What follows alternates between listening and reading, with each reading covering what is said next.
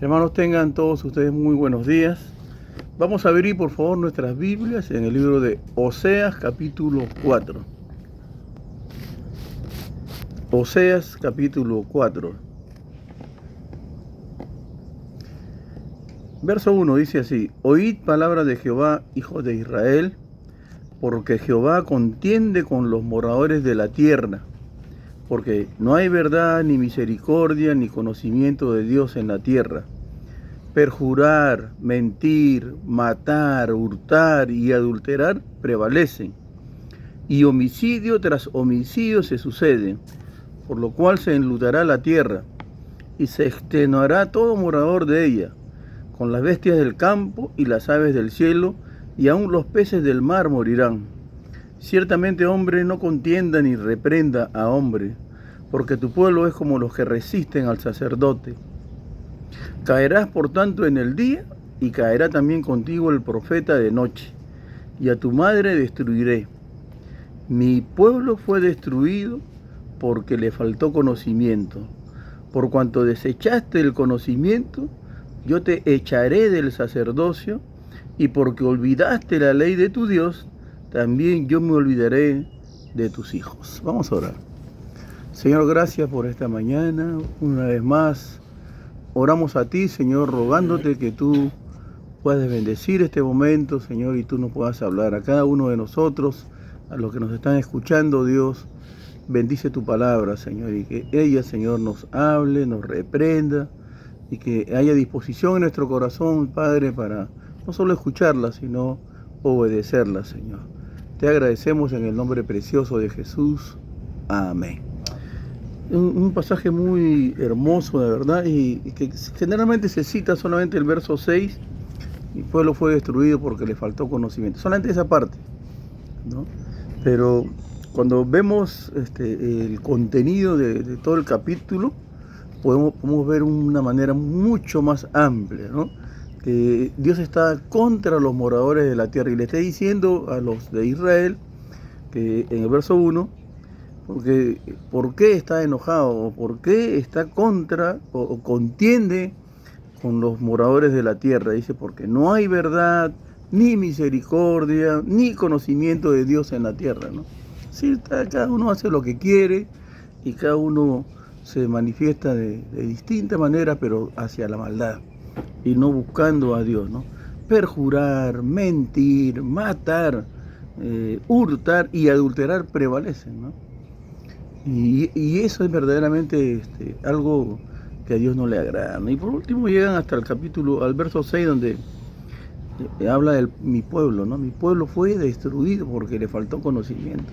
No está hablando del mundo ahora, está hablando del pueblo de Dios, de nosotros, ¿no? Que fue destruido porque le faltó conocimiento. En Hebreos 5 nos menciona que hay 5 clases de personas, ¿no? El sacerdote, el ignorante, que casualmente es el falto de conocimiento, ¿no? Es decir, es un ignorante, no conoce las escrituras, está buscando que otros le digan, que otros le enseñen, pero nunca aprende, ¿no?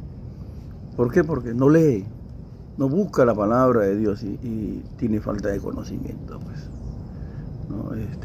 En el libro de Hechos dice que los de Berea eran más nobles que los de Tesalónica, porque buscaban en las escrituras para ver si lo que Pablo les estaba diciendo era así como él decía, ¿no? O sea, siempre estaban comparando con la palabra de Dios, confrontándose con la palabra de Dios.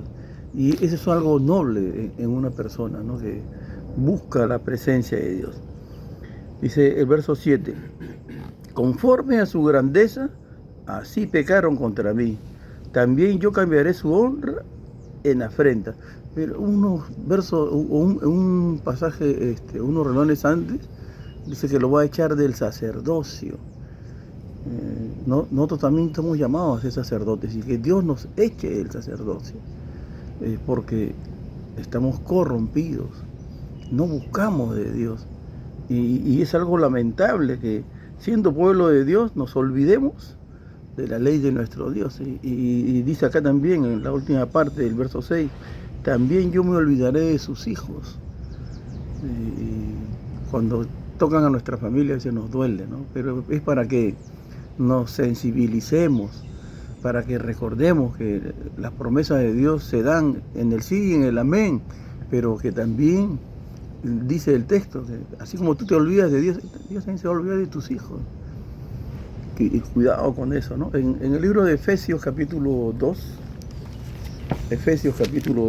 no perdamos, vamos a regresar a este pasaje, ¿no? Pero Efesios capítulo 2,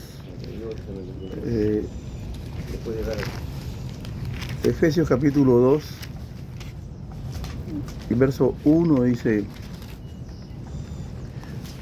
y Él os dio vida a vosotros. Si no lo encuentra, por favor escuche.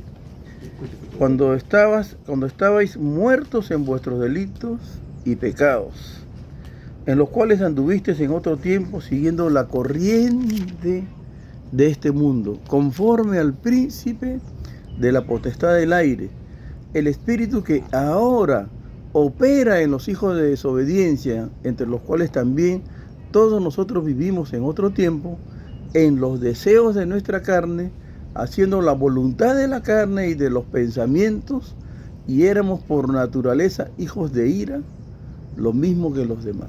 Qué tremendo, ¿no? Seguíamos la corriente de este siglo, conforme a Satanás. Los deseos de nuestra carne, los deseos de nuestros ojos, los deseos de la vida, ¿no? Y amamos más al mundo que a Dios, y eso es algo que a Dios no le agrada, ¿no? Dice el texto, verso 9, pero verso 8, del pecado de mi pueblo comen, estamos en Oseas nuevamente, del pecado de mi pueblo comen y en su maldad levantan su alma. Y será el pueblo como el sacerdote, le castigaré por su conducta y le pagaré conforme a sus obras. Comerán, pero no se saciarán, fornicarán, mas no se multiplicarán, porque dejaron de servir a Jehová. Fornicación, vino y mosto quitan el juicio, ¿no? Y cuidado con eso, ¿no? Mucho cuidado, porque hay muchos siervos de Dios, vinito, claro, tienen el dominio de no emborracharse y nada de esas cosas, pero vinito, pero ¿qué dice la Biblia? Fornicación, vino y mosto quitan el juicio, ¿no? Y a veces ya no somos tan juiciosos como lo que deberíamos ser, ¿no? Y esta parte del verso que dice, y dejaron de servir a Jehová. Dejar de servir a Dios es algo que nosotros ni de pensamiento quizás debamos estar en eso, ¿no? Pero dejar de servir a Dios en la manera práctica, porque están ocupados en otras cosas, no tienen tiempo para servir a Dios. Y de verdad es algo que a Dios no le agrada, no le agrada, ¿no? Efesios 2 nuevamente, y ahí vamos a acabar. Efesios 2, dice el pasaje, continuando leyendo, dice, verso 4, pero Dios, que es rico en misericordia, por su gran amor con que nos amó, aun estando nosotros muertos en pecados, nos dio vida juntamente con Cristo. Por gracia sois salvos. Y juntamente con Él nos resucitó. Y asimismo nos hizo sentar en los lugares celestiales con Cristo Jesús, para mostrar en los siglos venideros las abundantes riquezas de su gracia en su bondad para con nosotros en Cristo Jesús. Dios nos ha salvado para mostrar su grandeza, para mostrar su bondad, ¿no? Y para que nosotros podamos considerar las grandezas de Dios, la riqueza de su gracia, ¿no? Una gracia que no merecemos y que no debemos desviarnos del amor de Dios y de ser agradecidos con nuestro Dios. Por gracia sois salvos. Y esto no es de vosotros, verso 8, pues es un don de Dios, no por obras para que nadie se gloríe, no por obras. Pero no somos salvos por obras, pero somos salvos para hacer obras. El verso 10 dice, porque somos hechura suya, creados en Cristo Jesús para buenas obras, las cuales Dios preparó de antemano para que anduviésemos en ellas.